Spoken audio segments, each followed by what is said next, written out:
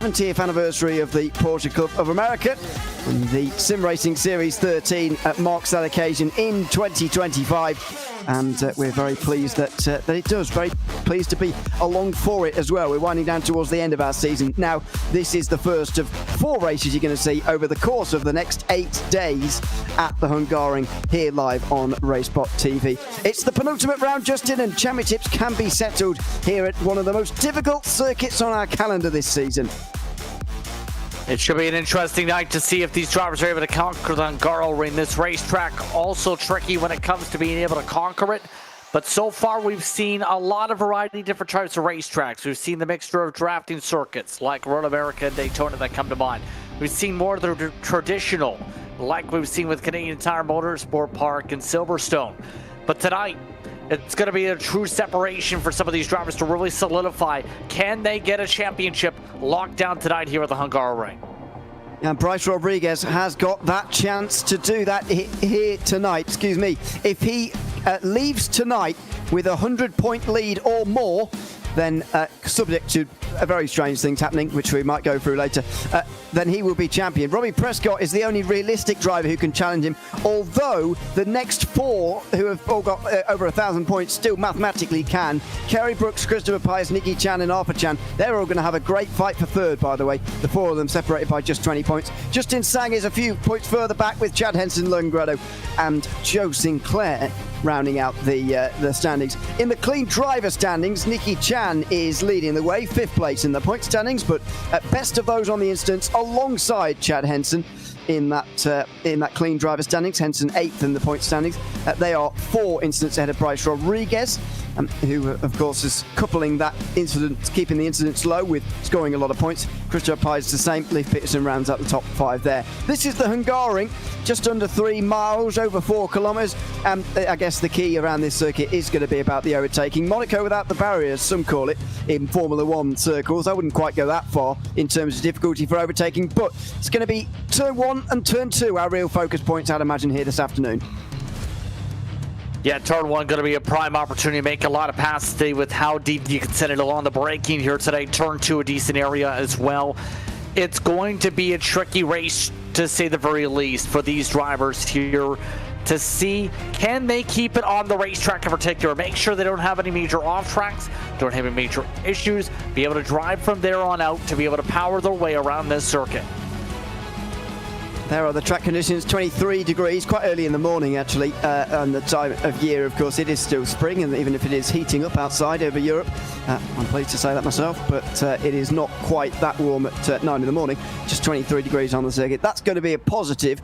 These tyres can get pulled apart quite quickly in GT3 around this circuit, and that is another interesting point actually about this category. No, obviously we're in the Porsche Club of America, so we're only using the Porsche 911 GT3R, which I think actually, if you even put it on a circuit with a lot of other GT3s, it might be the car you'd choose anyway. But that's what they're all in today. It is not a circuit that sees a lot of GT3 racing. I'm not imagining these drivers have got too much experience around here. So practice in the last 2 weeks will have been maybe more important than it would have been for a round like Road America, which everyone certainly in this series is going to know very well. Yeah, especially when it comes to making sure you got speed together. Right now, the separation in the session from the practice session was upwards of 4 seconds for some drivers, but a majority of those drivers up at the top half separate within 3/4 of a second. So a lot of competitors have been able to at least get the speed dialed in to be in the conversation up in the front. The question is going to be, does that carry over to qualifying? That's easier said than done. These drivers, you can see how they're just trying to make sure they just attack the rumble strips just right, make sure they don't slip up into the grass, don't pick off the off-tracks. There are a lot of exceptions, mind you, around this racetrack when it comes to the off-track rules. Let's just give you a reminder, by the way, as to what the situation is for Bryce Rodriguez in terms of clinching the title here tonight. If he wins the race, he will have clinched the title because he'll have 100 points and he won't be able to be caught. We could see Prescott gain 100 points next week, but he'd lose on countback nevertheless, because Bryce Rodriguez, if he wins tonight, would have the most wins of anybody confirmed at the end of the season, no matter what happens at the final round at Imola in 2 weeks' time.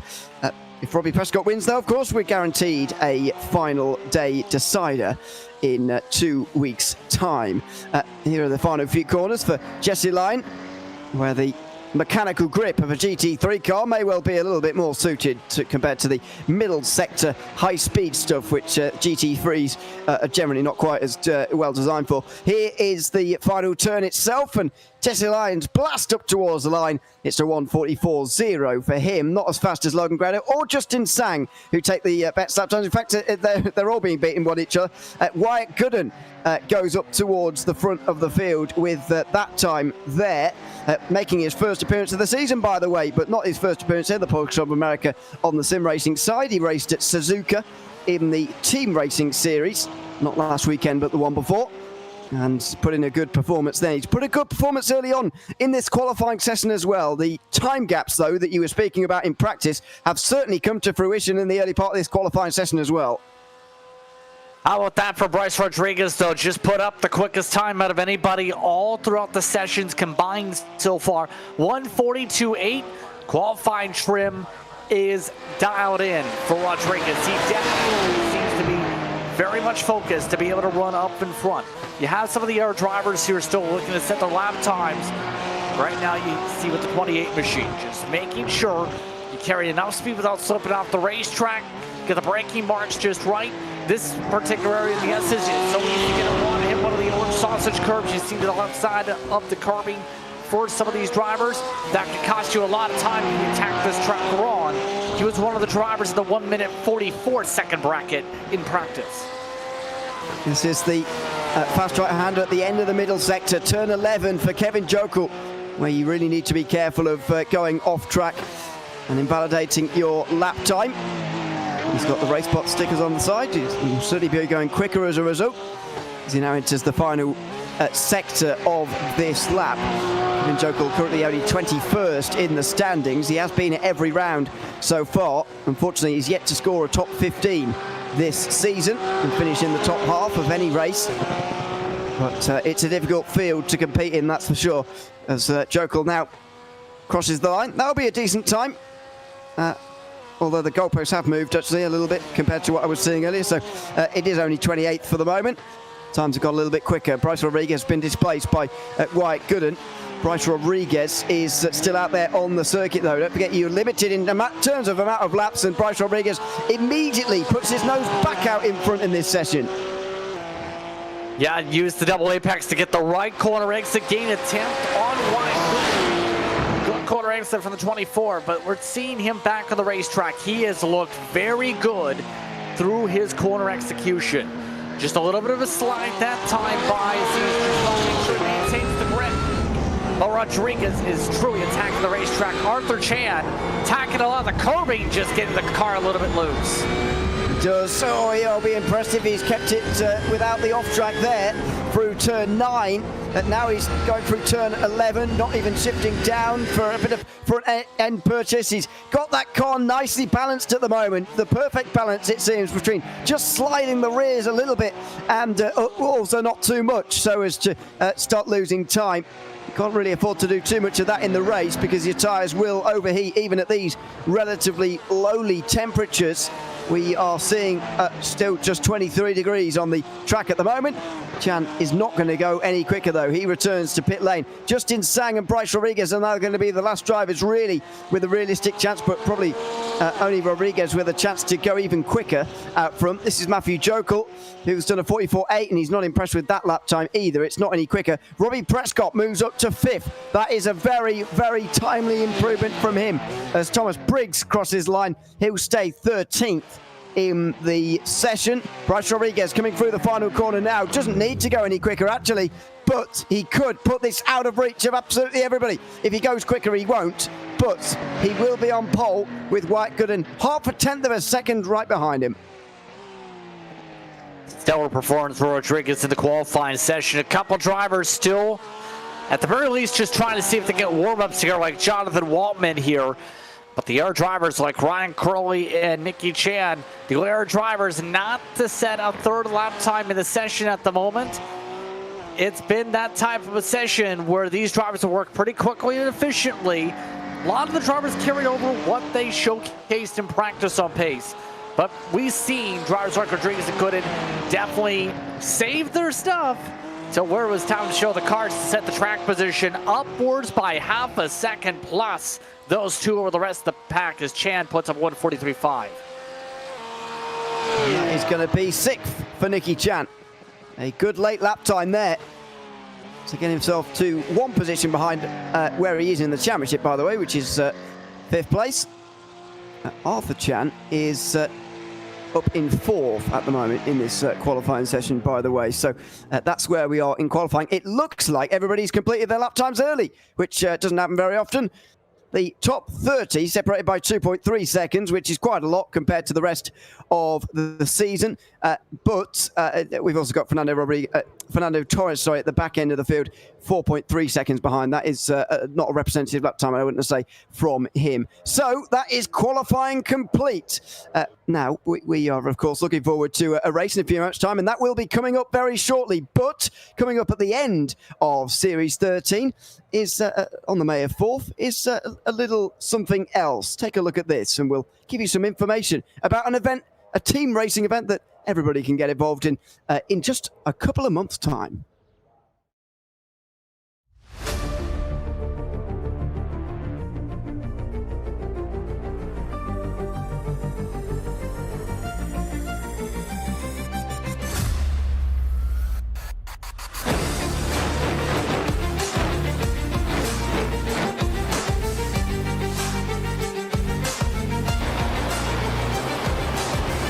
Work their way through. Oh, there's a big moment there too. GT3 spinning into the westward chute.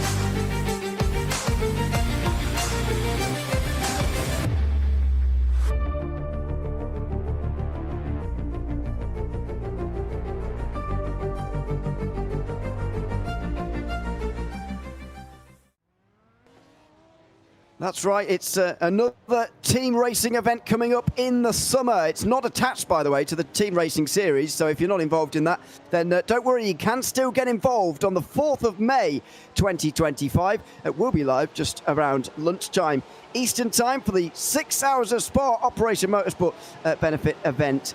This is a 6-hour race, as you've just seen, with the Porsche GTP 963 car and also the 911 GT3s that we use in this series for 6 hours at one of iRacing's most popular racetracks. Visit PCASimRacing.com /Opmo 6 hours for more information. And if you're ready to sign up and register, which of course you certainly can do right now, you can visit the link on your screen there, and we'll post it in the YouTube chat as well. If you can't be able to type, we'll do the work for you on that one. So make sure you get yourselves involved with the 6 hours of Spa coming up in just over a month's time, when the season of Series 13 is all said and done here. To get to that stage, though, of course, we've still got a race to do here at the Hungaroring this afternoon. And Bryce Rodriguez has gotten off to the perfect possible start. And this is his pole lap from on board at just in 7 tenths quicker than everybody, apart from White Gooden, who also put in a very good lap time, by the way. But this lap time is going to be something quite special to watch. Yeah, just past the 100 marker on the braking boards as he gets it arced down to the edge of the curbing. Finds the true edge of the racetrack for the rumble strips, the green AstroTurf on the quarter exit. Then works his way to the next braking section. Just gets it arced on down, not too close to the curb, but almost gets it arced just right to get a close corner exit. Set up towards the middle sector. This is where a lot of speed is broken when it comes to this racetrack here today.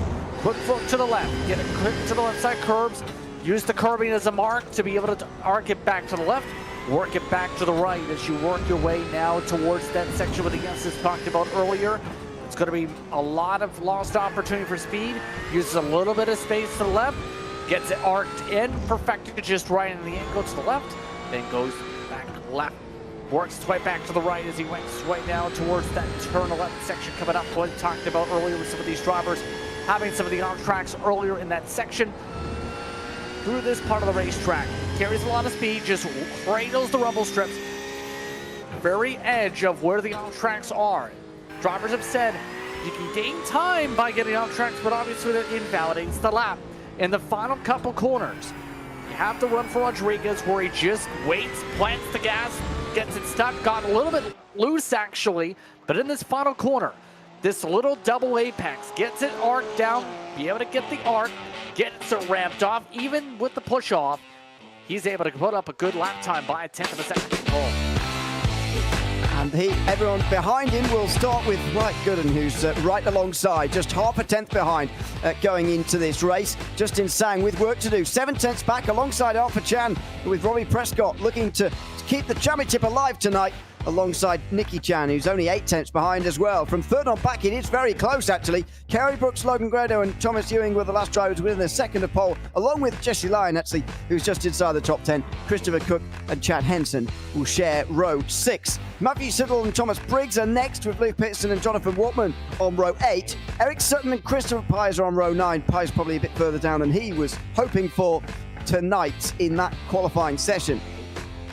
A little bit further down, 19th has gone to Wang alongside James Hoof, Ryan Cowley and Klaus Nielsen. We're on row 11 ahead of Enrico Gregorato and Jochen Bakker on row 12. Kevin Jokel is alongside Lenny Holland. Both of those two drivers probably disappointed to be around 2 seconds off the pole that time round. Brett Holmes and Matthew Jokel are on row 14, and Michael Patterson and David Fernandez 2.3 seconds behind, and then Fernando Torres, who didn't get a representative lap time in, I would say, in 31st. The one really noticeable thing though, Justin, from that is the gap from 3rd to 30th is actually only 1.6 seconds. So when you look at it like that, it's a very close midfield. When you look at it as an overall picture, you start to realise this circuit is very difficult indeed.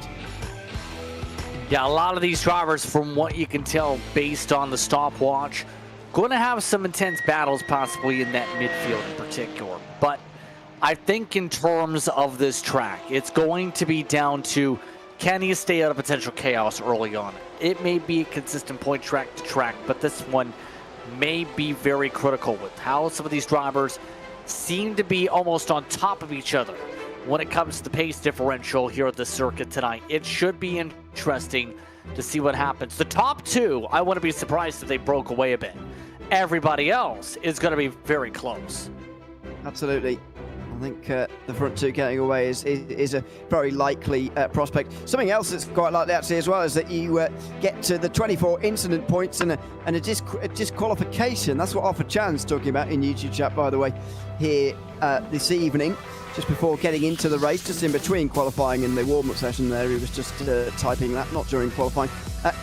I reckon he's probably right about that. You can gain a lot of time going off the circuit around here, and you can go off the circuit and get away with it a lot of times. But you will get that 24 incident points if you're not too careful, and that is going to be something that you have to keep an eye on over the course of tonight. That really is going to ruin your race if you let that get out of hand, especially early on. Absolutely. You don't want to end up being that driver that gets yourself essentially DQ'd out of the race from cutting the course, from getting incident points. I know there's that advantage to try and gain some time, but you don't want to end up putting yourself at risk where you're exploiting it. And then guess what? You pay the Pied Piper when it comes to black flag, or rather the disqualification and the black and white flag that will see you end the race if you abuse it too much. This should be a fun time though to see what these drivers do over the next hour, try and separate themselves out and try and plot and plan their strategies together. Potential championship day here in the Porsche Club America Sim Racing Series. Race 6 at the Hungaroring for the Pro Class. The first of 4 races at the Hungaroring in the next 8 days here on RaceSpotTV. Looking forward to bringing it to you, starting with the biggest and best of our drivers on offer in the Porsche Club America. Out of the final corner here at the Hungaroring, and Bryce Rodriguez is not going to wait around for too long. He does hold it for a bit longer than some people were expecting, as they fell out in the background, trying not to hit one another. But the green flag now does wave, and they can race down in towards turn 1. Justin Sang already looking to dive down to the inside. Rodriguez is going to cover him off though, surely, with Wyatt Gooden on the outside of him in that second place. He's going to get crowded out wide through turn number 1. Then it's going to be Justin Sang who's going to get to third. Robbie Prescott's up to 4th. Oh, there's contact though. There's going to be a big crash back there. There's going to be a pile-up, surely. We get away with it just about. Goodness me, that could have been a whole lot worse there for a number of drivers. Logan Brado in the number 1 car is the casualty from the top 5. He's crawling around the inside outside of turn number 2 after a big crash on the way down towards that second braking zone of the lap. Chaotic Star Grotto have to deal with a lot of damage. Meanwhile, flag already. That top 3 trying to really stretch his legs out after the chaotic start for the rest of those drivers right now. But this is going to be interesting for some of the others. Chad Hansen amongst those side by side, just rough fenders in the backdrop. The top 3 stay in lockstep. As here's a look at what happened on the replay here. 3 wide, already a bit of a squeeze, but it was right about here. Trying to clear right, hard contact with the 503. That's Thomas Ewing, and it sends him sliding. Thomas Ewing's got pretty big damage as well, by the way. He's dropping down the field periodically, although not as quickly as Grado, who is already back in pit lane. Matthew Siddle is already down on pit lane as well. He's towed. We will see what happened to him as well, if possible. Chad Henson's lost a couple of places in the last few moments. He was battling with Cook. Oh, this is Siddle, by the way. So, yeah, there was front-end contact with him. So he went to Grado went to one side with Ewing, and then he came across the other side with Matthew Siddle, who's got pretty big front-end damage there, and you can see him immediately towing as well. Yeah, heavy damage, at least one of our driver, Eric Sutton, bounced off a couple drivers too. 2 DNFs already, but as expected, that first lap, Rodriguez in the final sector really got some good pace down to separate himself out. Rodriguez, I think that's going to be his bread and butter today, to be able to try and break away. His corner exit, he is very good at maximizing those exits. Robbie Prescott leads the second pack. It needs to be better than this for Prescott, because even if Rodriguez loses the lead to Gooden, it still would be championship ceiling for Rodriguez. Prescott with 4th place, it's only good enough if Rodriguez is 3rd or worse. So this needs to be better at the moment from Prescott. He's a second behind Justin Sang, and Gooden is, as we suspected, is the only one really able to stay with Rodriguez. Alpha Chan is trying to overtake Kerry Brooks in the next group, if you like, with Jesse Lyon just on the back there as well. Don't forget that the fight for 3rd in the championship is very exciting between Kerry Brooks, Christopher Pies, Nicky Chan and Alpha Chan, all separated by just 20 points. Nicky and Alpha Chan are 6th and 8th at the moment. Pies is quite a long way further down, but Kerry Brooks is the only one of them up inside the top 5 right now. He is holding on from Alpha Chan, as you can see. This is on board with Jesse Lyon, who's watching on from behind. He's had good races this season, or a good race at Portimao where he was on the podium. Other than that, it's been a bit of a struggle. He's got best seats in the house for this at the moment as Brooks goes a bit wide to get that late apex and that all-important run into the front straight. A lot of toes going to be built up down this straightaway along the stretch of straight line. The thing is, a lot of drivers so far not willing to run to TV, just remaining patient. That's going to be the key thing for racing this too. Patient will also battle with some of the aerial push that was talked about along with Joe and I at Road America. Some of these drivers may experience here in this field, and that's going to cause some separation in some cases before that compression down the straights. Well, for now we're settling in. Just 5 minutes gone here in the penultimate round of the series here at the Hungaroring. And it's Bryce Rodriguez leading on what could be his third race victory of the season. The trends are certainly going his way. In every other race this season, he's won in every 2 so far. Didn't win race 1, did at race 2, then didn't, then did, then didn't. And that trend at the moment is going to continue if it stays as it is, but there's still a very long way to go. Right good and right behind him is going to give him a hard time. I was actually impressed with Justin Sang on the opening lap, giving it such a good go. Was at one stage looking like he was going to dive down the inside of Rodriguez and towards turn 1. He didn't, probably for the greater good, but Rodriguez and Gooden, as we suspected, or as you pointed out correctly at the qualifying session, are the class of the field, and they're showing as such right now. A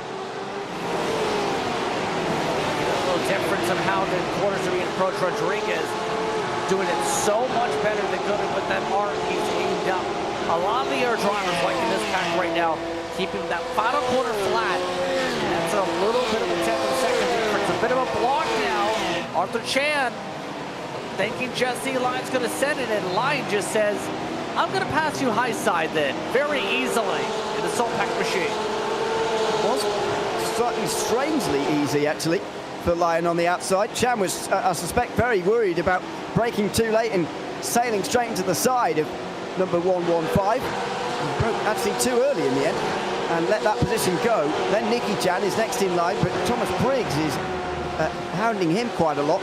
Christopher Pies is in the background here, by the way, of this shot. He's currently 12th, so he's regaining some of those qualifying positions that he really missed out on. And he's getting back towards those he needs to be near. He wants to be third in the championship by the end of the season. As I mentioned before, what a fight it is between those guys right now. That's a look from Briggs on Chan in towards the awkward chicane at turns 6 and 7. Chan is going to be at the head of quite a sizable group if he doesn't get his head down too. As meanwhile, further down in the pack, this is Wang getting past Jürgen Backer by the look of things, or certainly involved in all this. This is the largest group on the circuit. This is from James Hoop right the way down to Lenny Holland. That is 10 drivers towards the back end of the midfield. Yeah, it's starting to get very, very hectic in this midfield, as we were talking about in the pre-race, what we're expecting. Nielsen had gotten that pass initially. Some of these other drivers all connected here are not going to be as patient as you may see up front possibly. Say, I want to gain spots, get away, break away. Easier said than done, though, as we take a look at the pack for 8. Now then, Chan went backwards, half of Chan that is, with Jesse Lyon. Is Nicky Chan going to have the same hit as Brooks flashes the lights and looks very aggressive? Didn't actually go for a move down the inside that time around. And has to wait. We're not certainly seeing the trends and the traits of Hungaroring bore out for us early on, because it has been a bit of a struggle to overtake, as we suspected it would be. Kerry Brooks benefiting from that after a good qualifying, 5th place at the moment, although Jesse Lyon seems to be catching him. It's a good race and a good start so far from Jesse Lyon. Only 8 minutes gone, but look at the pressure already being exerted onto Kerry Brooks, who is next in line and in that last place inside the top 5. And Brooks just trying to maintain the draft. Prescott starting to take off and away from him. Set racing machine starting to really struggle to that pace right now. Jesse Lyon looking solid, as we talked about, a +4 for comparison's sake. Kind of see it with some of these corners with how the purple machine is just trying to arc it right, but the problem is car just not able to have enough go. The setup not there in terms of the way he wants it handled, should say, for how he wants his car to handle for these corner exits. You talked about the battle for 16th, though. They're still all over each other, trying to sort out where can I get an advantage to be able to get an overlap. James Hood, last time by, made a pass to be able to get the 17th. It's the liveliest group in the circuit, in the race, I should say, that's for sure. As they come out the final corner, the 5th goes into the 1st, and they stay as they were, Kerry Brooks and Jesse Lyon. And towards turn 1, 16th place, Nielsen at the front of the group, and who's having a look. Doesn't go for the move that time round. This is the 10th, meanwhile. Christopher Cook holding on from Leif Peterson. Christopher Pies and Chad Henson just in behind them as well. There's plenty of these groups, to be honest, but not many of them changing hands, not many overtakes actually happening, even if there's a lot of drivers running very close, as you can see here. Yeah, I think that's partly down to some of the pace starting to solidify. Other bits of it is just some of the aero wash that some of these drivers are starting to experience when getting too close to the tail end of some of these cars. Jesse Lyon, you can tell, has a good setup underneath him, though. With the fact he's able to run this close to the car in front without massive problems, kind of solidifies that Lyon's got a good piece to drive. The problem is making the pass. Yeah, he's certainly got a good car underneath him right now, Jesse Lyon. He is making that very clear. Number 115. However, He's still unable to find his way past Kerry Brooks. As you mentioned, the reason why it is so impressive to stay so close, by the way, through that middle sector is the dirty air, even in these cars, round this circuit is pretty significant. And if you can overcome that and stay close, it is pretty remarkable. Lion losing a bit of speed on the front straight. They're certainly not getting any closer in the slipstream. And maybe therein lies the difference. Has Lion got a bit more downforce on? I doubt that, really, because everyone will have a lot of downforce on for this circuit. This is one of the two open setup classes in the Porsche Club America, don't forget. And normally you see differences as a result, but I wouldn't expect to see too many around here because of what I've just described. Christopher Cook, meanwhile, hangs on to 10th place. Lee Peterson can't work his way past him either. It is all going on back here, though, and I'm afraid not in a good way for Brett Holmes, who's been hit up the rear and then spun around. That's not Brett Holmes in the 06. He's spun round somewhere further down the road. There, meanwhile, is Jochen Bakker, who was in that group for 16th we were watching earlier on. Now he's way down the field, seemingly solo spin through turn 3. We'll see whether someone else maybe was involved in that. Yeah, Brett Holmes, I think, just got sandwiched, possibly, actually. What was seen in a bit of a traffic along with some of the aggressive battle in the back of the field. Bakker lucky to be able to hold on to where he's at right now, 25th. Compared to the Holmes, where I believe was getting a little bit too aggressive with some of those back there, some of the overlap, and that kind of caused some chaotic moments. But up front for the time being, see that difference in the performance to quarter exits. Bakker up front, he's away from all the way from the traffic, at the very least. There was already a punt in the next group. Bakker, yeah, just absolutely carried a bit too much speed of the corner entry and slid it in the apex into the barrier. Behind him, they were getting chaotic. I suspect he clipped the grass before turn 3, to be honest, the way it whipped around like that. As Jesse Lyon again has a look, but no way through there at turn 2.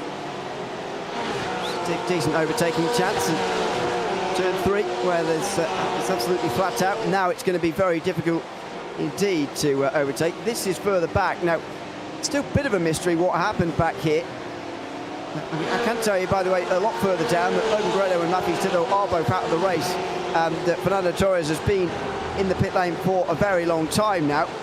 So is, I guess, presumed out of the race, or at the very least out of the running for good positions. Thomas Ewing had to come into pit lane after the contact earlier on. But everybody else has continued on, including Brett Holmes, who we saw get hit there in towards turn 2 last lap and spin around. This is what happened. There's all sorts happening. Eventually, the final blow was dealt by Lenny Holland, who's trying to get past these guys.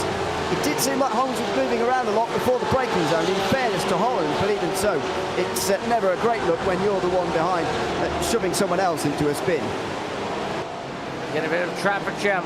Oh, hold on. Jesse Lyon just made contact in the penultimate corner with Brooks. Oh! Put him out of the way. Chan was all the way in the pit entry trying to dodge and sort out where to go.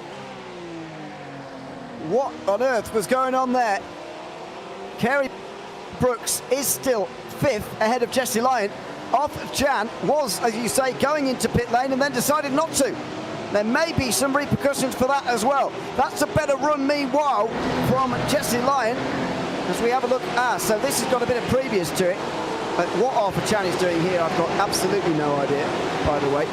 Does he accidentally find himself in pit lane as he's unsighted by the 2 in front? I've got no idea.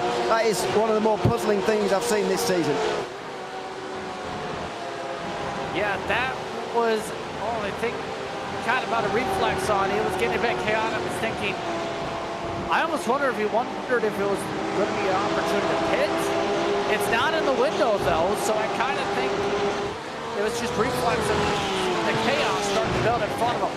But it's getting a little bit uber aggressive, though, from Lyon. He wants to go quickly. Black flag for Holland, by the way, for that air contact. Lyon, he is bumping again. Oh, this has got trouble written all over it. In towards turn 11. Lyons on the inside and he's through. Now Kerry Brooks has got to be careful because his real rivals are stacking up behind him and they're now looking at moves. 3 wide into turn 12. That's outrageous from Thomas Briggs, who's gotten down the inside of Hopper, and Nicky Chan in one go. And Thomas Briggs is up into 7th place. Thomas Briggs lucky he didn't get turned around there actually there, Ewan. He just about crossed the nose across the last lap machine. Just about turned himself into that situation. That was not a pretty situation. Briggs lucky. He is still holding on. Another defense, this time from Brooks, who hangs on to that position. My goodness, what a battle we're seeing here. Now, I'd imagine, given the speed he's shown so far, Jesse Lyon could get away from this group quite quickly. But for the rest of them, this could be a real dogfight for maybe even the rest of this race. I mean, look at this, Lee Peterson we're riding on board with here. He's currently in 11th place watching all this unfold up ahead. Peterson, various different series, do pretty well. Right now, he's in a prime position in the popcorn seat. How things are looking last time by a 1:45.7. Compare that some of those who are in the battle, he gained a second on those who are getting more aggressive. He's about consistent with those in the rest of the line. That was quite close and towards the final chicane, by the way. Just quickly, before it all kicks off again, because we'll remind you about our title sponsors for season 2025. Of course, Princess Cruises. As the official cruise vacation partner of Series 13, they provide exclusive offers, including world-leading itineraries across a fleet of 16 elegant ships, sailing to more than 330 global destinations. Reach out to the PCA concierge team to book your next adventure today by calling 833-679-2188. What a battle we're seeing here at the Hungaroring right now as pit stops begin. Kerry Brooks deciding this is not for him. And unlike Arthur Chan earlier, he's actually going to follow through with going into the pit lane. A very interesting early strategic stop from Kerry Brooks. I think that's with all the chaos going on and, you know, getting bumped out of the way just about for a spot. Just said, you know what, I'm going to get out of this. Just try and get some clean track maybe and see if he can get a chance to breathe. They did rule that contact a racing incident, by the way. So no harm, no foul is the call with the race control. I think that's probably correct, given what we've seen so far. It's all been hard racing, there's no doubt about that, but it's been clean racing as well, and race controller, I think, correct to let these guys race on, play on, says the referee. As we have a look at Enrico Gregorato going for a spin at turn number 2. Pretty unusual, actually, at that low speed, but Gregorato goes around and you'll have to be wary of those rear tyres that may well start to balloon in terms of temperature. We are seeing an increase in temperature, by the way, on the circuit as we get further towards the middle of the day. It's now 26 degrees on the circuit. These are a couple of drivers we've not seen very much of. Bryce Rodriguez versus Wyatt Gooden are racing each other hard right now, although they're not actually side by side. It's a bit of a nose-to-tail scrap, if you like, between these two. At the moment, Bryce Rodriguez will win the championship. Whether he actually wins this battle for first or whether he comes second, it doesn't matter at the moment. He will still want to crown this season, though, with a win. We'll still want to crown this race with a victory. See that corner exit once again, good power, but that draft is the equalizer right now for Gooden. They are so equal, not equipped, but with different ways of approaching these corners, especially in the final sector, to see Rodriguez get that cushion. So, keep an eye if that's going to last for him at the moment. You compare that to some of the battles right now, the Scuderia Chicken House machine still holding on to that top 3. Prescott's been able to drive on down and close up the gap, though. Good drive by Prescott. Last time gained a 10th to be able to get a little bit closer to the 180.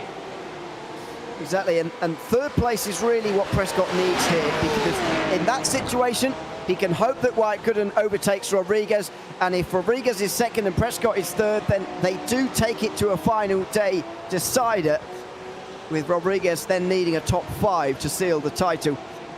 On that final race of the season. That comes in 2 weeks, by the way, at Imola. We'll be live here on RaceSpotTV again for that. will be 2nd of April, by the way, same time. Just under 40 minutes to go here, though, at the Hungaroring. A pretty similar circuit to Imola in many ways. Grand Prix circuit, lots of Formula 1 credentials, but also very difficult to overtake on. One thing also about the notes we were passed earlier by Race Control, actually, here, Justin, is the fact that as of, I'm not sure that's going to be true anymore, but as of 10 minutes ago, there was only been one off-track, and that was from Logan Gredo pulling off the side of the road to tow his car. For the others, there weren't any off-tracks, which is a pretty remarkable effort. I don't think that's true anymore, but for the first 10 minutes, none of these guys spiraled out of control, as what I was talking about earlier on with getting too many off-tracks too early. Yeah. I think these drivers are so far playing nice when it comes to track limits, absolutely right now. It's going to be a matter of can they keep this together for the rest of the way. I think right now at the moment, just trying to make sure they stay in that rhythm, get pit stops, go from there. Crowley, by the way, a good drive, up 7 spots. He's right now leading this pack where you have Nielsen still continuing to pounce, also up 7. This could get quite close for James Hoof. He backed out of it there. He had a real good chance to fire down the inside. Decided not to. Oh, well, and it's created behind as Wang and Hoof go side by side for 16th. And, well, Hoof's going backwards. Matthew Jokel now will get alongside. And Hoof will just stop the rot there at least. But it wasn't ideal for Hoof. He was looking. Oh, and there's a move down the inside. That could be contact. Hoof saw him coming, thankfully. And so Matthew Jokel does execute in towards turn 5. And he gets 17th place, but that was Hoof going from an opportunity at an overtake to 2 positions lost in this lap now. Yeah, and now getting to where some of these people on track. I was thinking in some of these cases, like the further on down you go, the more antsy feet you get in terms of these positions. You want to go. You don't want to be in 17th, you want to be in 1st, or something along those lines, or even in 7th, let's say with Arthur Chan. But you have to be able to plot and plan just right in these circumstances. Chan, right now, losing touch to Briggs with how things are going in his pack. It's weird that now that Brooks has been removed from the situation, so has all of the volatility out of this front group. Not saying he was causing it, but it's weird how racing dynamics work. Almost subconscious mental dynamics happen as well. There's a look, by the way, at the setup for Arthur Chan. Currently running in 7th position in this race. Big thanks to the drivers, by the way, who throughout the 4 classes show us their setups and their viewpoints as they're driving and hard at work. Chan going for that late apex through turn 5, trying to catch Briggs, but as you were saying, he's not getting any closer, and actually Mickey Chan is getting closer at the moment for this 7th position, so that's more likely what he's going to be wary of. But you don't want to be mirror driving too much or even looking in your mirrors too much. It will slow you down and invite only more pressure from the 000.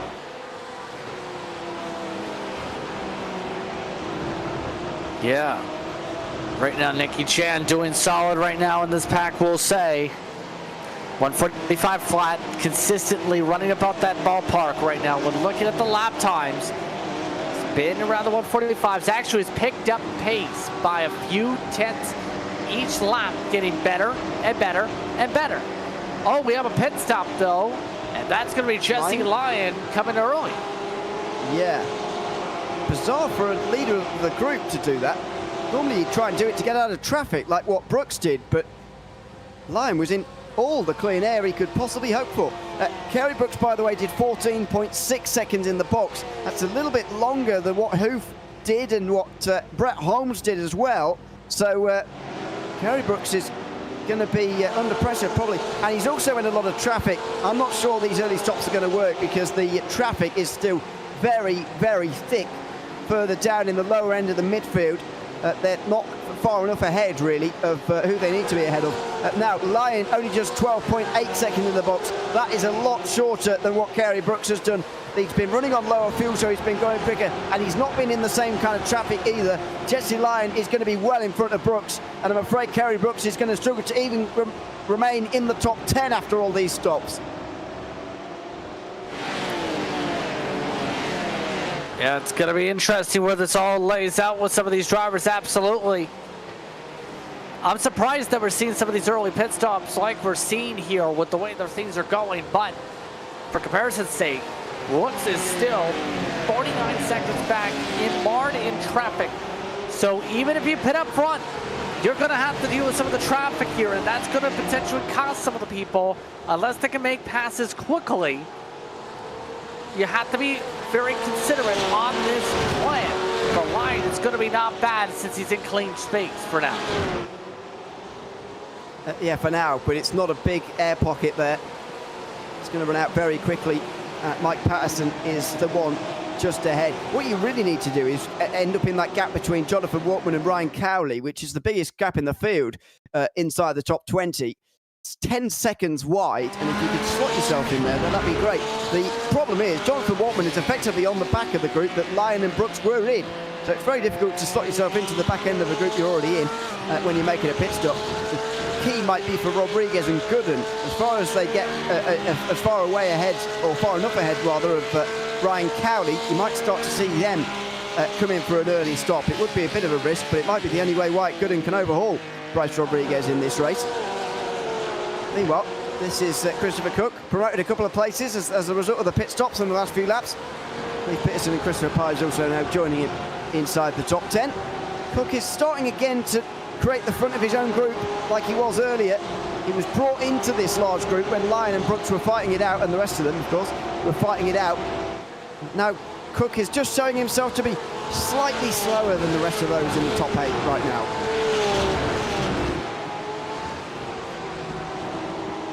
Yeah, not bad right now from Cook. Looking at the pace right comes to him so far. Average around the 145 ones. Right now that puts him, in terms of average pace, not as quick as he needed to be in terms of the best laps, but so far has looked just enough to be able to keep him up front. You have Thomas Briggs, meanwhile. We've seen how aggressive he was to get the top 5. Well, Briggs right now, his average pace, quicker than most. We have a spin on racetrack. Mike Patterson just held up some of those who just pit. That is not good news for Lyon. Was he involved, Lyon? Because that's the driver he was catching. Mike Patterson. Michael, to give him his full name. 23rd now, only a minute off the lead. I suggest he might come in and cut his losses now and stop anyway, because he's had that spin. We'll see if there is any more to that story. As you can see Lyon there. Does he get into the back? Oh no, he's just put the pressure on Patterson, really. Oh, and he's had to slow down. So he's not been the perpetrator of the accident, at least, Jesse Lyon. However, he was slowed up quite a lot there. And Thomas Ewing was able to get very close. He didn't pass him, but that will have slowed up Lyon by a second or so. Yeah, that's going to cost him a little bit. Obviously going to be frustrating, but able to just move forward in that situation here. No penalty, just seen something involved with the 115 and the 29. So drivers are continuously building activity here at the halfway point. Speaking of the halfway point, we'll of course remind you that we've got Princess Cruises on board for the PCA 2025 title sponsor as the official cruise vacation partner of Series 13. They provide exclusive offers, including world-leading itineraries across a fleet of 16 elegant ships, sailing to more than 330 global destinations. Reach out to the PCA concierge team to book your next adventure today by calling 833-679-2188. Still a lot of racing left in this round 6 Push Club America Sim Racing Series event, and Klaus Nielsen is going to put life into that battle for 13th as well as he fires down the inside of Ryan Cowley. This is only creating a bigger hole for perhaps the front two to think about jumping themselves into. in the next 10 minutes or so. Nielsen there came from a long way back and very nearly made it work. Yeah, Nielsen's been aggressive at times. I've noticed with some of these passes we've seen a lot more earlier on.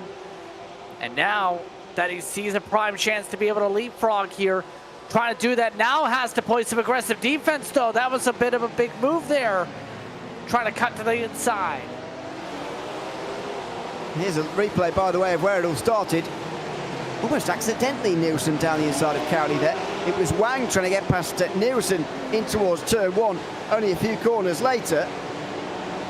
Fourth in the group is Matthew Jokel, watching it all unfold from that last position in the group. Further out front, this is in the top 10 again. Lee Peterson now well in front of Christopher Pides. Some defending from Chad Henson and Jonathan Waltman somehow.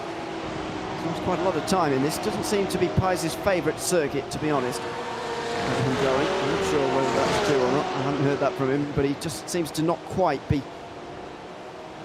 where he has been in the past this season. On the podium, for example, at Mosport. In the top 10 as well, or top 5 rather, at Daytona. Top 10 in all races done so far this season, although he wasn't there 2 weeks ago at Road America to continue that trend, as Matthew Jokel is we're now riding on board with. This is where the action's been happening so far in this group, down towards turn 12. Not this time. Jokel not close enough, neither was Nielsen up further ahead. Not a bad run now for Jokel after starting towards the back. Matthew in particular, still one of the lower drivers when it comes to those not yet pitting. But hey, if the open door presents itself like against Wayne, why not try and make the pass side by side? Just seeing the chance to dive underneath with Wayne on the diamond. Now trying to get that run down the straightaway. There he comes on the left-hand side. Wang with the slipstream. Of those two in front, you've got to be very careful braking late on the inside there as Jokel, and he's done it well. Didn't brake so late as to endanger the two in front, but he did brake late enough to see off the challenge from Wang.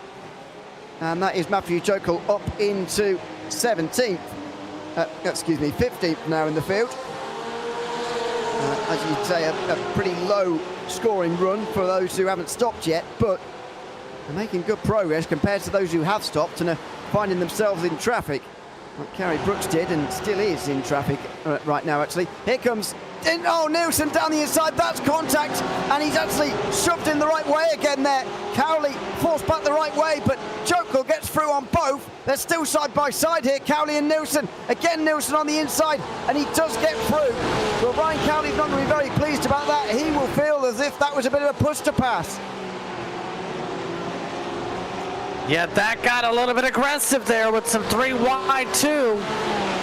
And again, we've seen this throughout the day for some of these sets. Seen the door open, got the crowbar out, kept it on the fender. Crowley not going to appreciate that contact at all with that a bit of an aggressive lunge, and that opened the door to lose him 2 spots. And Ryan Cowley, I think, has a right to be a little bit aggrieved about that one. We'll see what happens in the stewards' room with that. As we go back to the top 10.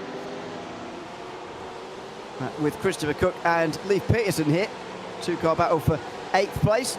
There's very little has changed here since the earlier pit stops of Kerry Brooks and Jesse Line. 26 minutes to go now. It's not one of the most fuel-thirsty circuits on our calendar, so these drivers out front might even be able to go quite a lot longer into this race. Yeah, we're starting to approach near where the window was at Road America. We've seen drivers pit a little bit earlier, compared to normal today. May see that go towards the normal 18. Oh, Nielsen getting a set again. Nielsen getting a little bit argy-bargy again, having to get some elbows out. How things are looking to try and play some defense. You also have right now Daniel Fernandez trying to make up some ground in the midst of this now too. Look who's at the back of them as well. Jesse Lyon is going to be absolutely killed by this. He's made an early stop to try and do something different, and of course we'll always commend him for that as the neutrals in this as we spectate this race. But my goodness, it doesn't look like the right call as things stand. he is going to have a nightmare in this group now. Klaus Nielsen, meanwhile, has been given a black flag, so that might deal with one of the drivers, but he's still got a few others to try and negotiate here, and surely this is always going to be the downside of both this week and in 2 weeks' time at Imola. Those who are trying to stop early are going to find it very difficult. Extremely difficult. When it comes to the traffic today, some people have lost a fair bit of time. Lion is 53 seconds back in the leader, mind you, after the pit stops. Lee Peterson, last time by, you're dead even though with the teal machine. They had to start thinking, what's that number going to be? How much fuel do I put in the tank? Where do we go from there? As you see, Cook, not a great corner that time, clipped the curbing. Looks comfortable in 8th for now. Just wonder whether Leif Peterson's got something up his sleeve to try and get ahead. In the pit stop phase. Klaus Nielsen now has joined in, by the way, in driving through the pit lane. Not stopping, though, to serve and clear that black flag we were talking about just a moment ago. He's now down in 22nd. Jesse Lyon is now really embedded within the middle of this group. He's brought Thomas Ewing, Kevin Jokel and Kerry Brooks with him. So this could get quite lively, but it is absolutely going to kill him. Wang is just in behind. Fernandez just up in front. Fernandez has been a bit quiet in this group so far, although he has been a part of it quite frequently. How is Lyon going to deal with this, as he's got the prospect of 3 overtakes to make perhaps in the next 10 minutes? I mean, at this point, if you're in a grouping like this, why not come down and pit if you have to? In the case of Jesse Lyon, you're just blinking the lights saying, I'm faster, I don't want to get held up right here. The problem is we've seen how these drivers have really played this grouping of passes and blocking, etc. I think Lyon doesn't want to get held up, is already showing the nose signaling, I want to go. But the problem is, that's easier said than done, with the rest of these drivers having their own battles. And also, when you show the nose and you don't do anything, you actually slow down the driver in front, which slows you down as well, without actually making any progress forward in terms of positions. So that could get very tricky indeed. This is Piers, Henson and Waltman for 10th right now as well. As I mentioned before, it's damage limitation this afternoon for Christopher Piers by the looks of this. He could be losing points, although he's not going to be losing many to Kerry Brooks with the way that group's going right now. He will find himself ahead of Brooks at the end of this race. We will see in 22 minutes time. We are still waiting for the pit stops of most of our drivers. Still 20 drivers I've got yet to come in the race. That's about for 8th on the bottom of your screen as well. Oh, Cook goes pretty wide there. He's going to go back again in the second part. Lee Peterson just in behind him. And Pies looking pretty comfortable here. Just under 22 minutes to go then. I'm wondering at what stage these guys are actually going to have to come in to pit now, because they've got 70% starting fuel around the circuit like this. That might actually go quite a long way, maybe another 5 minutes. Yeah, I was saying that around the 18 mark earlier on. So it's just got to get to that point. Burn fuel the car, keep it light, keep it fast, going from there. So it's just how many drivers have been able to save fuel is going to be one thing I think we're really going to see for some of these competitors. Because some of these groups, you can sip the fuel, save it a little bit, maybe think, I'm not going to push so hard because I want to extend it an extra lap and see if I can put less fuel. Others, they have to come in now, like the Upper Canada region driver here. Yeah, Nicky Chan is in the 000. Now, this will be very interesting to see where he is in relation to Jesse Lyon and Kerry Brooks, who are still in behind Ryan Cowley for 14th place. You'd imagine Chan is going to be able to get ahead of them. Let's see, how long is the stop going to be? First of all, 11.9 is a good start from Chan. He'll get behind Jokel, but he'll be ahead of Cowley. That is very good news for Nicky Chan.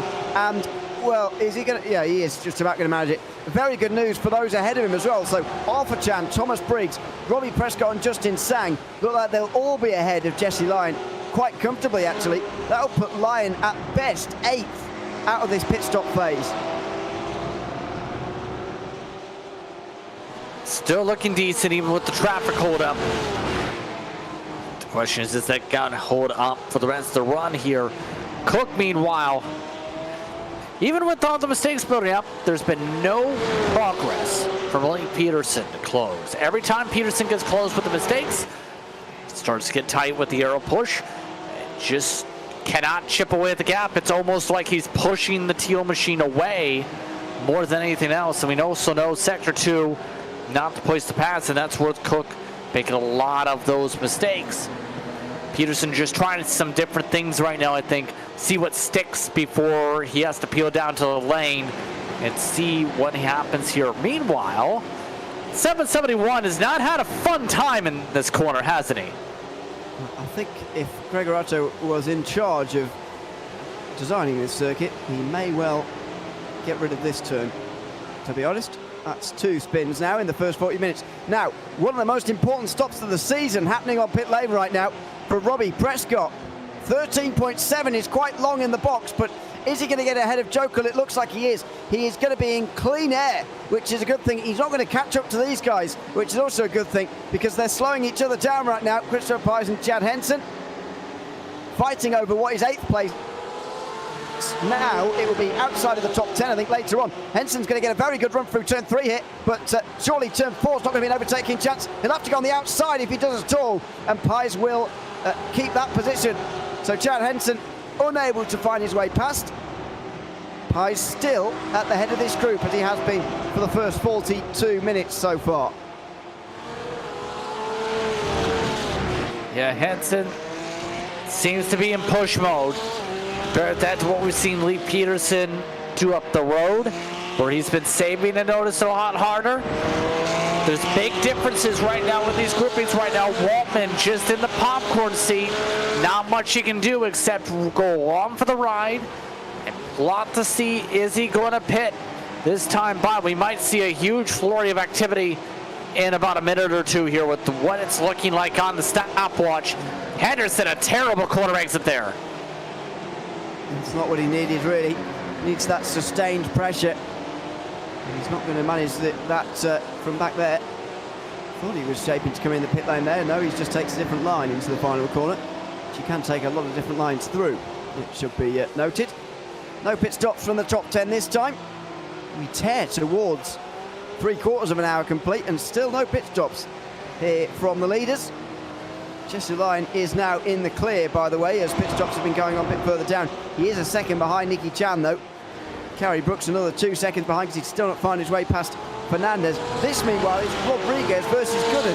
What can number 25 do to get ahead of number 24? That's going to be the huge question. He is closed up, absolutely. They have lap traffic ahead as well. What a good way to get ahead. Try to outpit him by gaining about a second or so in the pit lane if you can. Keeping this 24 within spinning distance for the pit box important. You know, it's also important for Rodriguez not having what he just had technical blip happen again. He really could do without that. As he makes his way through the penultimate corner, and he does come in. He looked like he was indecisive there, or was he just maximising the entry? Not sure, but it's race leader, championship leader, Bryce Rodriguez, who makes his way in. If he wins this race, he's champion with a round still to go. And this could be a very important stop in that story, as Rodriguez makes his way to the very end of the pit lane. He took pole for this round here at the Hungaroring, don't forget. So he's got the very last pit box. The pit times have varied from anywhere between 11 and 16 seconds here for everybody so far today. Sang has followed him, so has Briggs and Alphachan and Christopher Cook. In fact, there are not many carrying on with White Gooden. 13.3 in the box for Rodriguez, and the fact that they all pitted behind is a bit of a godsend for him. He has got clear air now to get on with his outlap. That's going to be critical to be able to go in full pushing mode as the rest of these drivers go off and away. 13.4, 14, yeah, Prescott at the 14 flat, Briggs 12.4. Briggs having a good stop. If there's a pit stop like Briggs is on Gooden, it might be close for that exit.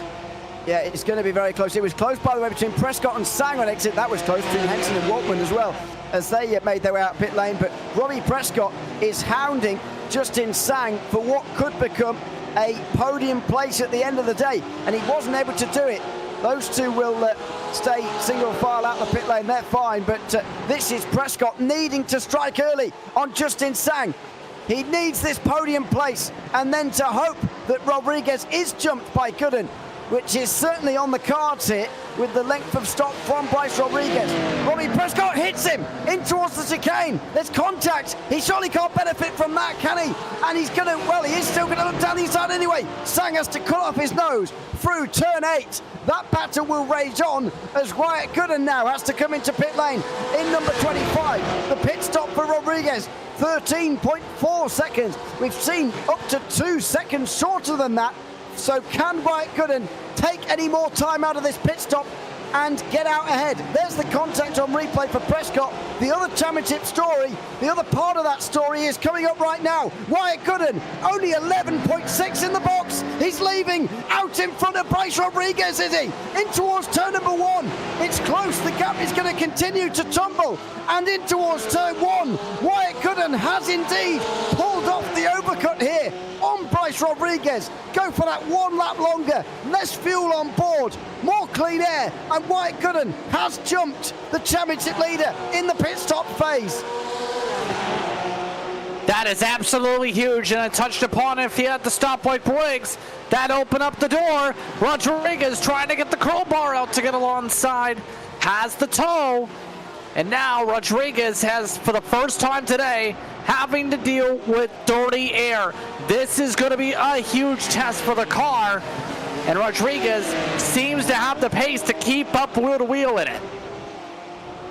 Well, it's going to be very similar to the Sang versus Prescott battle. Absolutely championship prominence in this, but also a race to be won between these two as well. Wyatt Gooden hasn't been in this situation before in Series 13. He hasn't done a race yet in Series 13. Can he take a victory? Possibly. It's going to be under big pressure from Rodriguez, who again looks up the inside into turn 12. No chance for a move there. Now the final sector, the penultimate corner maybe. No, not this time round, as Enrico Gregorato's issues continue. Yeah, his race still cooked. You know who's ready to cook? Rodriguez with that corner exit. And here's the funny thing. You know who the lap traffic is? It is Gregorato that is feeding draft to the 25 car right now. Gooden is absolutely capitalizing on what's been a disastrous day now for the 771 to try and pull ahead.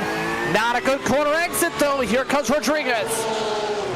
In the slipstream, Gregorato stays out the way. Can he use that gap on the left-hand side to fire down at turn 2? He can't this time round. And Wyatt Gooden will hold on to the lead through turn 2 and turn 3 again.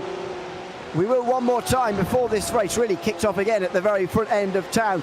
Remind you, of course, that we're thrilled once again to have Princess Cruises as the 2025 PCA title sponsor. As the official cruise vacation partner of Series 13, they provide exclusive offers, including world-leading itineraries across a fleet of 16 elegant ships, sailing to more than 330 global destinations. Reach out to the PCA concierge team to book your next adventure today by calling 833-679-2188.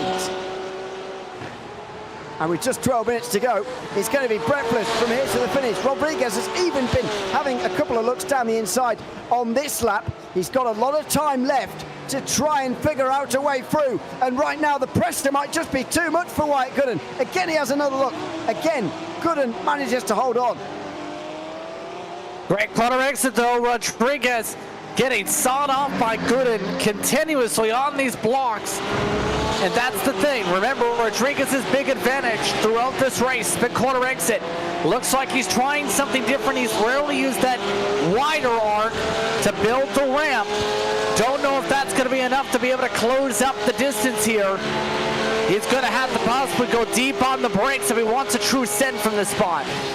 Right, would have to be very late on the brakes there as well, but he hasn't managed it. He has forced Gooden into a mistake though. That was too late on the brakes in towards turn 1 from Wyatt Gooden, and we're going to have a chance here for Bryce Rodriguez to go through. It doesn't look like he's particularly interested at turn 2 though, to be honest. He's just going for a switchback on the exit.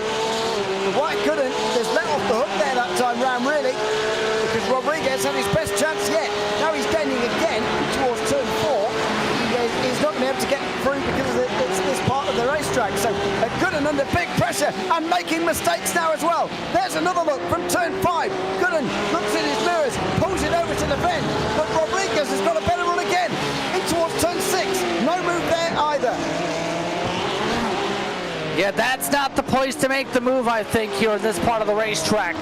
That run to the S's, single file line, really jeopardize your line by keeping it alongside there, really jeopardize your chance to keep a clean race car in that section right there.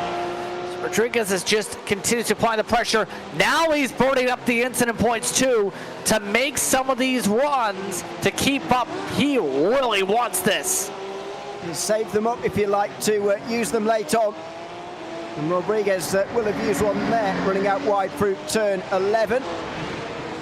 Gooden again in towards the final corner. He's going to be looking in his mirrors. He does take a bit of a tighter line. That is going to compromise him in towards turn 1. We've seen that time and again here from Rodriguez.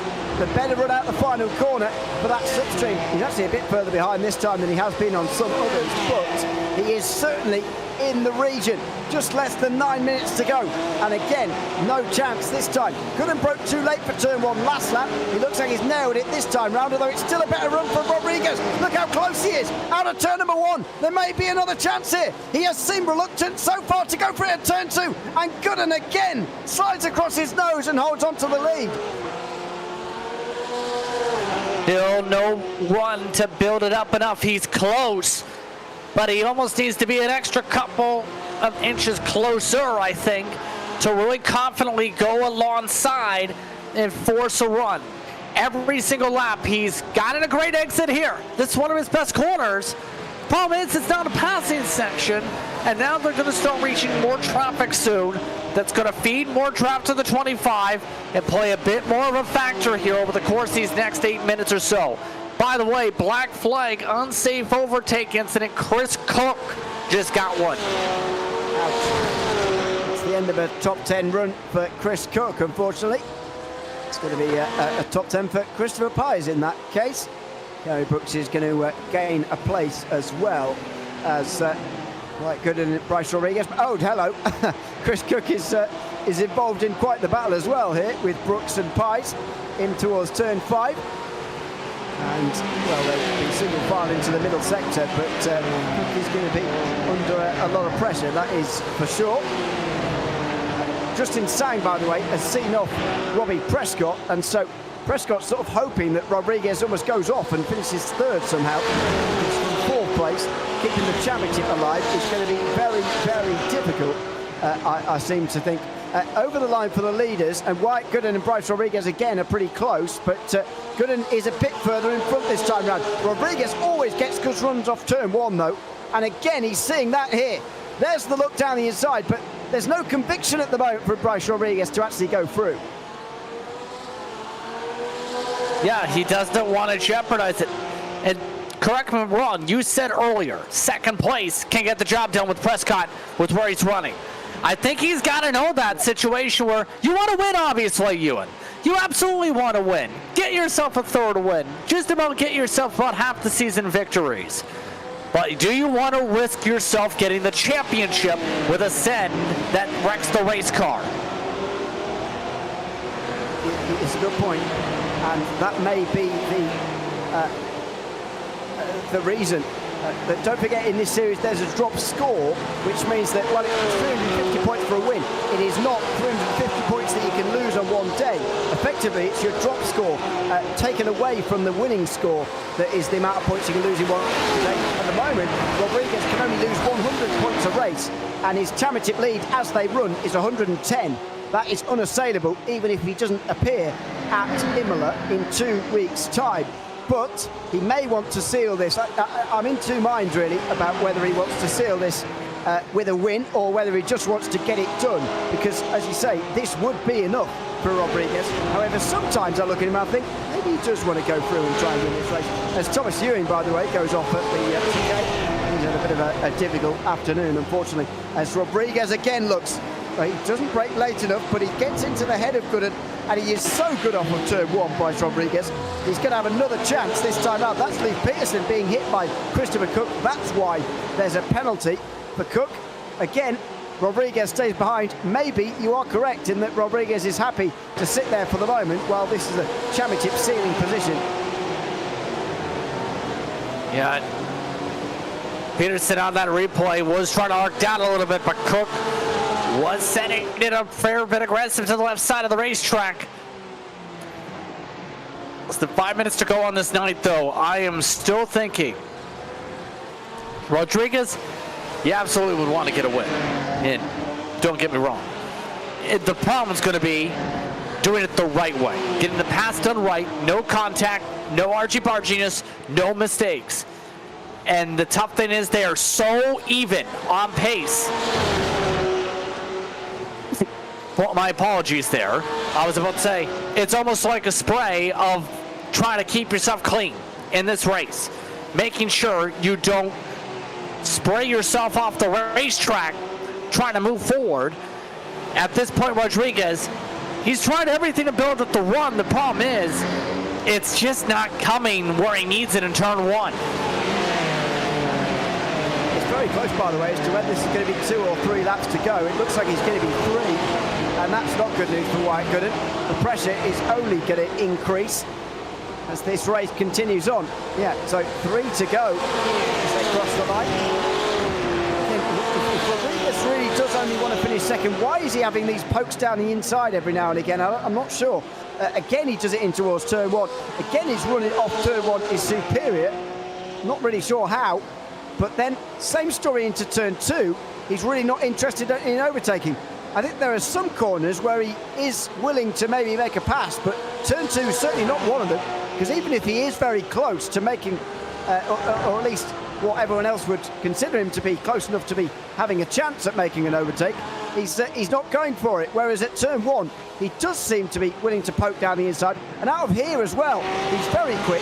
If Gooden gets a bad run off at turn 5, it's trouble, because Rodriguez now and again has had a look at the inside at 6. Oh, and that was very close. That's exactly what he's concerned about.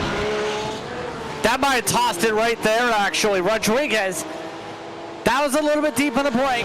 Thought about it there, maybe on the lunge. Tried to see if he can spook a mistake. Made his own mistake. I don't know if he's going to have enough time to be able to close up 7, 8 tenths. We've seen how difficult it was for Gooden to close up 6 tenths before. Yeah, you might be right, Ned. That is a big error from Rodriguez. This has now happened. He just broke a bit too late, and he misses the apex air at 6. He has to take a bad line through 7, and it doesn't look like a lot, but it is enough. Around this track, you need to be really close to make a move. And the fact, first of all, that Rodriguez has stayed that close for such an extended period of time is a real display of strength.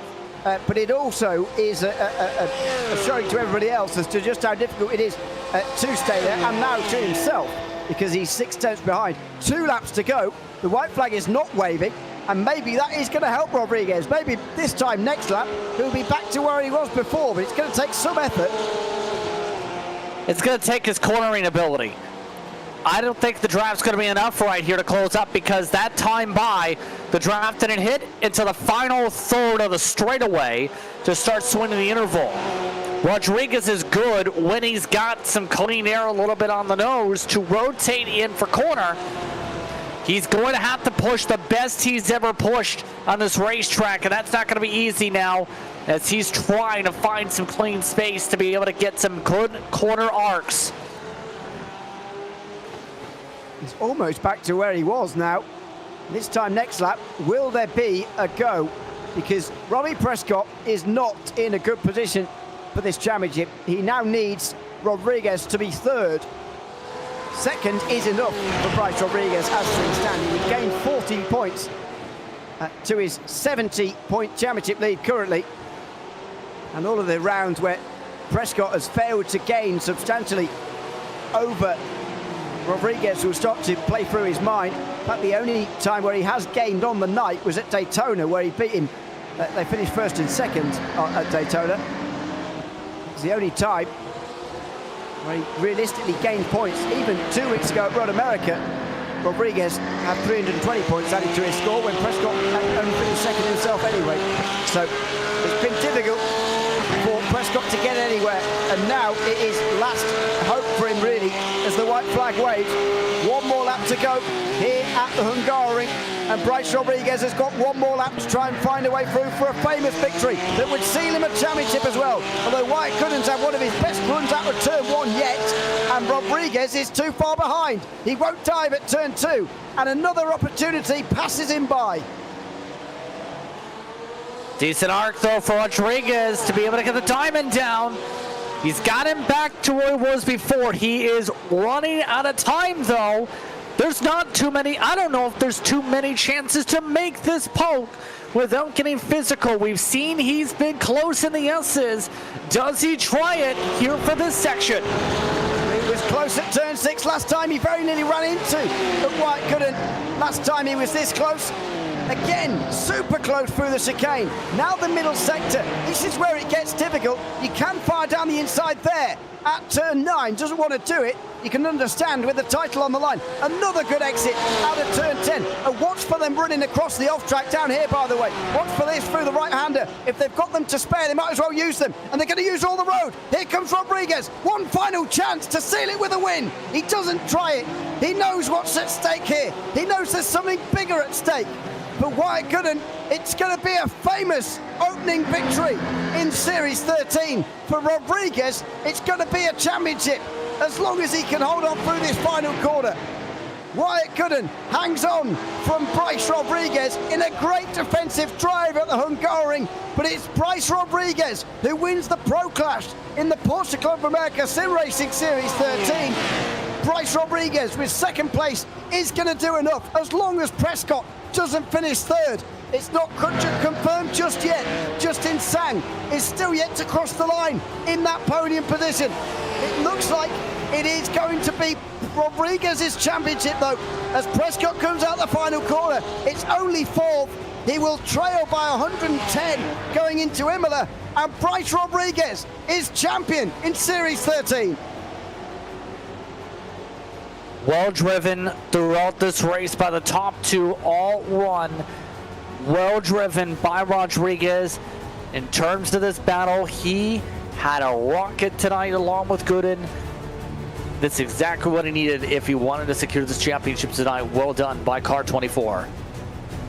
And well done for Car 25 as well, by the way, for Wyatt Gooden to take a race victory. It's always difficult to give them equal footing, isn't it, I suppose, because Gooden's done just as good of a drive here today as well, hanging on Rodriguez very impressively in those last 15 minutes, even if Rodriguez did have a very preservative mindset to himself. Indeed, some drivers just parking, chatting together, you could say at the very least, as they finish up this one. Some great battles all throughout this field tonight, but in the very end, it came down to strategy, though, to determine who was able to get this race win tonight. Gooden in that pit stop strategy to perfection. And that's what won for him in the end, alongside all of the defence late on from Bryce Rodriguez, who is our champion, because Justin Sang joins them on the podium. Robbie Prescott only fourth here tonight at the Hungaroring. He finished only just ahead of Thomas Briggs in the end, who rounded out the top 5. The early stop for Jesse Lyon didn't really work. He finished 6th ahead of Arthur Chan and Kerry Brooks, who made an even earlier stop. Chad Henson and Leif Peterson rounded out the top 10. Jonathan Waltman was next ahead of Nicky Chan. He loses a bit of ground in the championship, by the way, 12th place in this race. Christopher Cook was next to James Hooper, next Sutton running out top 15. Christopher Pye finishing way down. Is going to lose big ground in the championship as well. The battle for third is going to be interesting going into the final race next week, though, or in 2 weeks, I should say. Matthew Joker was next ahead of Wang, and then Dave Fernandez and Ryan Cowley rounding out the top 20. Brett Holmes, Michael Patterson, Klaus Nielsen and Kevin Choker rounded out those on the lead lap. Jochen Bakker, Lenny Holland and Enrico Gregorato were one lap down. Thomas Ewing finished quite a few laps down in the end, although he did get back out again. Fernando Torres, Logan Grado and Matthew Sido did not finish the race after retiring very early on indeed. We will hopefully chat to the podium drivers in a few moments' time, but they're not waiting for us just yet. So we'll have to talk amongst ourselves just for a moment. But it is Wyatt Gooden's day here at the Hungaroring. I wonder how he'll be feeling after this race, because he will know that Bryce Rodriguez very much had that preserving mindset there of his second position.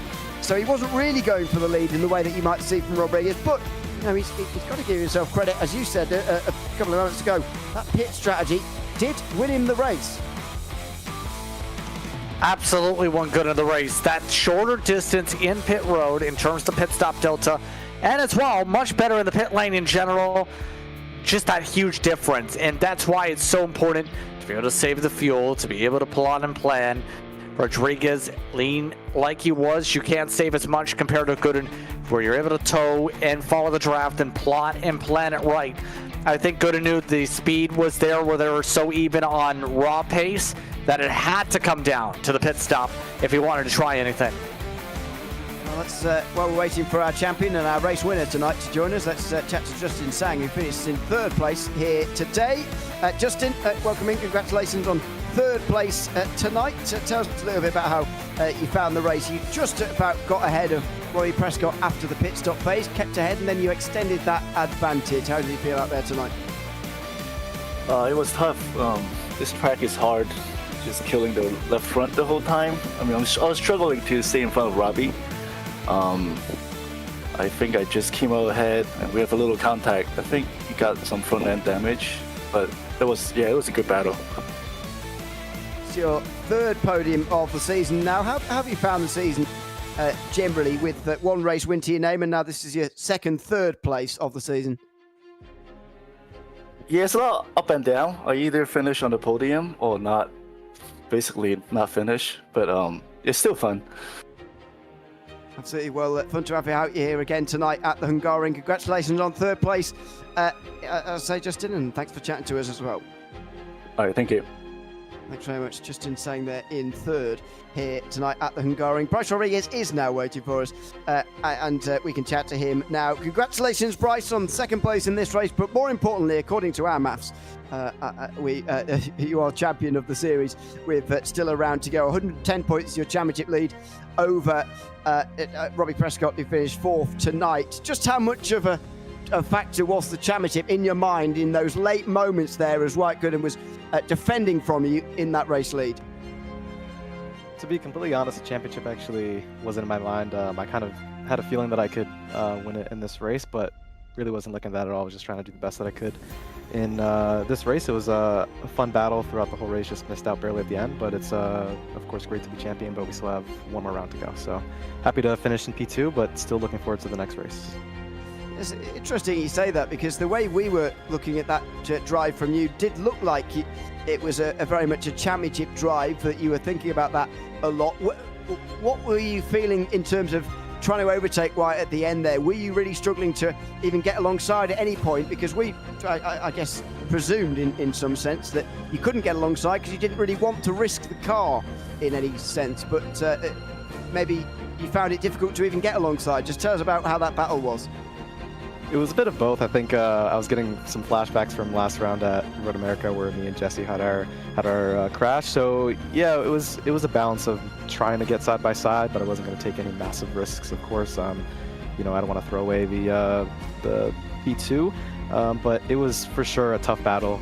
We were both like super even on pace, so it's like we're both running the same exact lap time, lap after lap after lap. So it's basically just about who makes the mistake first. And I made far too many mistakes this race, I think, in the first stint and a little bit in the second stint. But Wyatt did a great job, of course, and big congrats to him for the win. But tried everything I could, just couldn't really get side by side. And like you said, also didn't want to make a big risk and also doing that. So.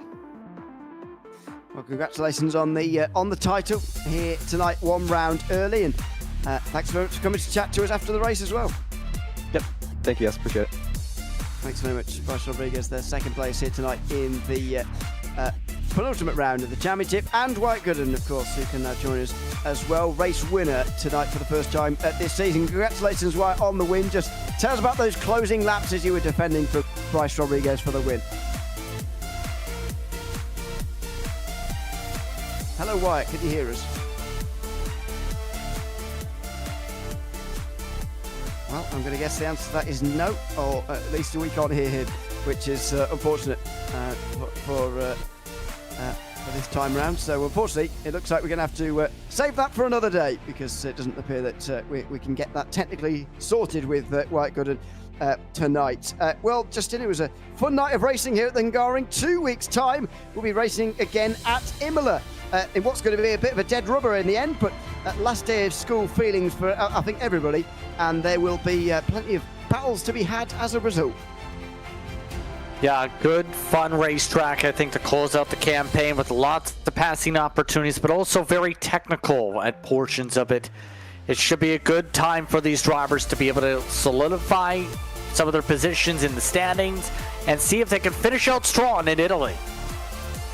We look forward to seeing you again in 2 weeks' time for that on the 2nd of April. That will be at 9 p.m. Eastern Time, as always. Sim Racing Series. Don't forget, there are still plenty more races to come here at the Hungaroring, starting tomorrow night. Same time, same place from here at the Hungaroring. The club class will be going into action once again. Tonight, though, I've been Ewan O'Leary alongside Justin Prince with Ramiro Augustin Cisneros behind the cameras here of this RaceSpotTV broadcast tonight. We look forward to seeing you again tomorrow night for more racing from the Hungaroring in the Porsche Club America Sim Racing Series 13. For now, from all of us from the Hungaroring, it's goodbye for now.